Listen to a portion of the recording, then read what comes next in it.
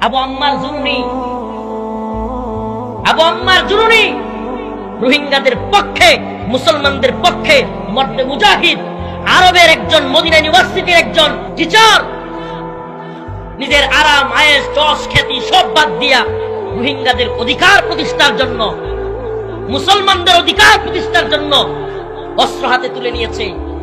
৭১ নিজের দেশের পক্ষে যুদ্ধ করবার কারণে মানুষ স্বাধীনতা, পক্ষে থাকবার কারণে সে মুক্তিযোদ্ধা, আর রোহিঙ্গাদের পক্ষে, মুসলমানদের পক্ষে যুদ্ধ করার কারণে আবু আম্মার জুনিনি হয়ে গেছে জঙ্গি সন্ত্রাস।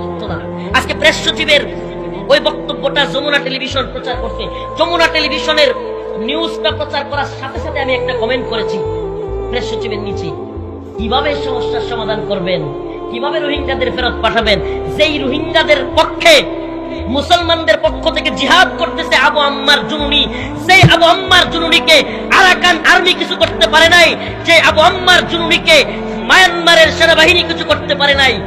বাংলাদেশে রোহিঙ্গাদেরকে জিহাদের জন্য তৈরি করতে চাইছিল, আপনারা বাংলাদেশে আমেরিকার কথা শুই না তারা জেলখানায় বইরা রাখছেন, তাইলে রোহিঙ্গাদের সমস্যার সমাধান হবে কিভাবে?